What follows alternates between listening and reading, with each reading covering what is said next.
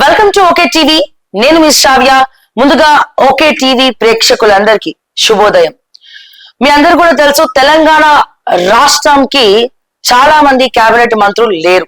హోంశాఖ, విద్యాశాఖ, social welfare, municipal, ఇట్లా చెప్పుకుంటూ పోతే చాలా శాఖలు భర్తీ అవ్వాల్సినటువంటి అవసరం ఉన్నది. సో ప్రతిసారి కూడా ఈ విషయంలో కాంగ్రెస్ పార్టీ మాట దాటేస్తూ వస్తోంది. ఢిల్లీ సాక్షిగా లాబింగ్ చేసుకోవాల్సినటువంటి నేతలు కూడా మరి పరేషాన్లా నాకు పదవి కావాలని చెప్పి తిరుగుతా ఉన్నారు. అట్లాగే అన్ని సామాజిక వర్గాల వారీగా కూడా పదవులు రావాలి, మాకి ఇవ్వాలి, విలవ సామాజిక వర్గానికి ఇవ్వాలి, లేదు రెడ్డికి ఇవ్వాలని ఒకడు, లేదు దళితుడికి ఇవ్వాలని ఒకడు, లేకపోతే బీసీకి ఇవ్వాలని ఒకడు, అట్లా ఎవరి స్థాయిలో వాళ్ళు ఢిల్లీకి వెళ్తున్నారు, హైదరాబాద్ వస్తున్నారు, పదవులు అడుగుతున్నారు, మరి అట్లాగే మంత్రి పదవి అడుగుతా ఉన్నారు. సో మనం చూసుకున్నట్టయితే ఉమ్మడి రంగారెడ్డి జిల్లాలో గెలిచినటువంటి ఏకైక వ్యక్తి మల్రెడ్డి రంగారెడ్డి, ఇబ్రాహీపట్నం ఎమ్మెల్యే. అతను కూడా నాకేం తక్కువ, అసలు ఎవరు కూడా గెలవలేదు ఉమ్మడి రంగారెడ్డి జిల్లాలో. హైదరాబాద్ కావచ్చు, రంగారెడ్డి కావచ్చు, ఎవరు గెలవలేదు. సో నేను గెలిచిన ఒక్కడనే ఒక ఎమ్మెల్యేని నాకెందుకు ఇయ్యరు మంత్రి పదవి అని చెప్పి అతను ఫైల్ పట్టుకొని ఢిల్లీ నుంచి, ఏఐసిసి నుంచి ప్రతి ఒక్కరిని కూడా కలుస్తా ఉన్నాడు. రేవంత్ రెడ్డిని కూడా కలుస్తా ఉన్నారు. హైదరాబాద్ రంగారెడ్డి జిల్లా ప్రజల కోసం, హైదరాబాద్ జిల్లా రంగారెడ్డి జిల్లాలో ఉండేటువంటి ప్రజా సమస్యల మీద మాట్లాడడం కోసం తప్పకుండా గతంలో ఉన్న 6 మందిలో కనీసం గెలిచినలో రంగారెడ్డి గ్రేటర్ హైదరాబాదులో పరిధిలో నేను ఒక్కరిని గెలిచినాను. కాబట్టి తప్పకుండా నాకు మంత్రివర్గంలో ప్రాధాన్యత ఇస్తుంది మా అధిష్టాన వర్గం అని మాత్రం చెప్పిన. నేను ఒకవేళ ఎక్కడైనా సామాజిక వర్గాలకు నిజంగానే న్యాయం జరుగుతలేదు అనుకుంటే అప్పుడు తప్పకుండా జిల్లాకు అన్యాయం చేయొద్దు. 2 జిల్లాలు ఉన్నాయి, 2 జిల్లాలలో ఒక్కడనే ఉన్నాను కాబట్టి ఒకవేళ అవసరమైతే సామాజిక సమీకరణలు కుదరకపోతే నేనే మీరు ఎవరిని గెలిపిమంటే, అధిష్టాన వర్గం ఎవరిని గెలిపిమంటే వాళ్ళని గెలిపిస్తా అని చెప్పిన.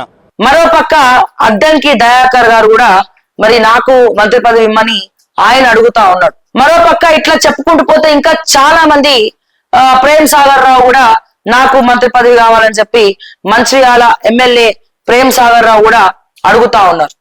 ఇట్లా చెప్పుకుంటూ పోతే ఎవరి స్టైల్లో వాళ్ళు లాబింగ్ చేస్తా ఉన్నారు. కాంగ్రెస్ పార్టీకి మనశ్శాంతి లేకుండా చేస్తా ఉన్నారు. కొత్త చిక్కొచ్చి పడ్డది ఎవరికి ఇవ్వాలి అనేది. మొన్న కూడా ఉగాది రోజున ప్రమాణ స్వీకారాలు అయితే ఆల్రెడీ ఢిల్లీలో రేవంత్ రెడ్డి ఫైనల్ చేసిండు లిస్టు. అదే పనిలో మీనాక్షి నటరాజన్ ఉంది అని చెప్పి మాట్లాడుకోవడం జరిగింది. బట్ తర్వాత నెత్తి మీద తడిగుడ్డేశారు. మనం కూడా తెలంగాణలో అరే హోంశాఖ మంత్రి కూడా వస్తారేమో చూద్దాము, అట్లాగే విజయశాంతికి కూడా ఇద్దాం అనుకుంటున్నారు అని చెప్పి రకరకాల వార్తలు వచ్చినాయి. వీళ్ళందరూ కూడా లిస్ట్ లో ఉన్నారు, వీళ్ళందరూ కూడా లాబింగ్ చేసుకుంటారు. ఎవరి స్టైల్లో వాళ్ళు ఏఐసిసి, ఢిల్లీ, మీనాక్షి నటరాజన్, రేవంత్ రెడ్డి, ఉత్తమ్ కుమార్ రెడ్డి వర్గం ఒక వైపున, రేవంత్ రెడ్డి వర్గం ఒక వైపున, మరోపక్క ఉత్తమ్ కుమార్ రెడ్డి వాళ్ళ సతీమణి కోసం, అంటే ఉత్తమ్ కుమార్ రెడ్డి భార్య కోసం కూడా మంత్రి పదవి ఇవ్వాలని చెప్పి, ఉత్తమ్ పద్మావతికి ఇవ్వాలని చెప్పి బుక్కుల మీద బుక్కులు రాయిస్తున్నాడు. ఇట్లా ముఖ్యంగా నేను మర్చిపోయినా, బుక్కుల మీద బుక్కులు రాయిస్తున్నాడు. నాకు ఎట్లాగో మంత్రి పదవి ఇవ్వలేదు కదా, మా భార్యకి ముఖ్యమంత్రి పదవి ఇవ్వలేదు కదా, నా భార్యకి మంత్రి పదవి ఇవ్వండి అని చెప్పి ఉత్తమ్ కుమార్ రెడ్డి ప్రయత్నిస్తా ఉన్నాడు. ఇట్లా ఎవరి స్థాయిలో వాళ్ళు పదవులను ఎరేస్తా ఉన్నారు. పెద్ద చిక్కొచ్చి పడ్డది. మీరు పదవులు ఇవ్వకపోతే మేము రాజీనామా చేస్తామని చెప్పి కూడా ఎమోషనల్ బ్లాక్ మెయిల్ చేస్తున్నారు రేవంత్ రెడ్డిని. సో రీసెంట్ టైమ్స్ లో మనం చూసినట్టయితే రాజగోపాల్ రెడ్డి ఒక తీరు పార్టీకి మనశ్శాంతి లేకుండా చేస్తా ఉంది. ఏం చేయాలో అర్థం కానటువంటి పరిస్థితిలో రేవంత్ రెడ్డి కూడా పరేషాన్ లో ఉన్నట్టు మనకు కనబడతా ఉంది. మీకు తెలుసు, ఉమ్మడి నల్గొండ జిల్లా అంటే కోమటిరెడ్డి బ్రదర్స్ అంటే ఉమ్మడి నల్గొండ జిల్లా. అన్నకు ఆల్రెడీ మంత్రి పదవి ఉంది. ఒకటే కుటుంబంలో ఫస్ట్ నుంచి కూడా కాంగ్రెస్ పార్టీకి ఒక రూల్ ఉంది, ఒక కుటుంబంలో ఉన్న వాళ్ళకి టికెట్ ఇవ్వద్దు, ఒకటే కుటుంబంలో ఉన్న వాళ్ళకు మంత్రి పదవులు ఇద్దరు కూడా ఇవ్వద్దు అని చెప్పి ఆ రూల్ ఉంది. ఆ తర్వాత మొన్న ఎమ్మెల్యే ఎంపీ ఎలక్షన్స్ లో కూడా ఈ రూల్ ని బ్రేక్ చేశారు. ఎందుకని భార్యాభర్తలు ఇద్దరు ఎమ్మెల్యేలు అయిండ్రు, ఎమ్మెల్యే టికెట్ తెచ్చుకుర్రు. జానారెడ్డి కొడుకు ఒకడు ఎమ్మెల్యే అయిండు, ఇంకోటి ఎంపీ అయిండు. తర్వాత ఇట్లా చెప్పుకుంటూ పోతే కోమటిరెడ్డి వెంకటరెడ్డి ఎమ్మెల్యే అయిండు, మంత్రి అయిండు, అట్లాగే రాజగోపాల్ రెడ్డి మళ్ళా టికెట్ ఇచ్చిండ్రు, ఎమ్మెల్యే టికెట్ ఇచ్చిండ్రు, గెలిచిండు. సో ఇట్లా ఒకటే కుటుంబం నుంచి ఇద్దరికి ముగ్గురికి మళ్ళీ టికెట్లు ఇస్తూ కాంగ్రెస్ పార్టీ యొక్క నాణ్యత, కాంగ్రెస్ పార్టీ యొక్క రూల్ ని కాంగ్రెస్ పార్టీ బ్రేక్ చేసింది. ఇప్పుడు ఇదే మళ్ళా కాంగ్రెస్ పార్టీ కొంప ముంచబోతుంది. ఎట్లా? రాజగోపాల్ రెడ్డి బ్లాక్ మెయిల్ చేస్తుండట. ఏమని? నాకు కనుక మంత్రి పదవి ఇవ్వకపోతే రేవంత్ రెడ్డి నేను కాంగ్రెస్ పార్టీకి రాజీనామా చేసి వేరే పార్టీలోకి వెళ్ళిపోతా అని చెప్పి మరి రాజగోపాల్ రెడ్డి ఒకటే రేవంత్ రెడ్డిని బ్లాక్ మెయిల్ చేస్తున్నాడట, హైకమాండ్ ని బ్లాక్ మెయిల్ చేస్తుండట, ఏఐసిసికి లెటర్ల మీద లెటర్లు రాస్తుండట. జానారెడ్డి అడ్డుకుంటున్నాడు నాకు మంత్రి పదవి రాకుండా అని చెప్పి మొన్న జానారెడ్డి గురించి మాట్లాడినటువంటి వ్యాఖ్యలు ఏవైతే రాజగోపాల్ రెడ్డి మాట్లాడిండో అది మొత్తం కూడా వైరల్ అయిపోయింది. ధర్మరాజులాగా ఉండాల్సిన జానారెడ్డి గారు కూడా మహాభారతంలో మీరు పదవి అడుక్కునే పొజిషన్లో నా ఎమ్మెల్యే పదవి తెచ్చుకునే పరిస్థితులు లేను. ఈ తెలంగాణ రాష్ట్రం కోసం 5 ఏళ్లు పోరాటం చేసి సోనియా గాంధీని కాంగ్రెస్ పార్టీని ఒప్పించి పార్లమెంట్లో తెలంగాణ గొంతు వినిపించి తెలంగాణ తెచ్చిన ఎంపీల్లో నేను ఒకరిని. నాకు ఒక కమిట్మెంట్ ఉంది, ఈ తెలంగాణ రాష్ట్రం బాగుండాలి. ధర్మరాజులాగా ఉండాల్సిన జానారెడ్డి గారు కూడా మహాభారతంలో ధృతరాష్ట్రం పాత్ర పోషిస్తుంది. నాకైతే బాధ అనిపిస్తుంది. నాలాంటి వ్యక్తికి ఏదైనా వస్తుంది అంటే 10 మందికి పనికొచ్చే మనిషిని 1000 మందిని కాపాడే వ్యక్తిని నాలాంటి వ్యక్తికి అడ్డం తగులుతుందంటే ఇక నేనేం చెప్పాలో నాకు అర్థమైంది. మరి నన్ను చూస్తే భయపడుతున్నారు అందరూ. మరి ఇక్కడ మొన్న నాకు మంత్రి పదవి రాకుండా అడ్డుకునేది కూడా జానారెడ్డే. ఎంత వైరల్ అయిందంటే మొత్తం అందరు ట్రోల్ చేసుకున్నారు, ఇటు ప్రతిపక్షాలు ఇటు ప్రభుత్వం అందరూ కూడా ట్రోల్ చేయడం జరిగింది. జానారెడ్డి ఘోరమైనటువంటి వ్యక్తి.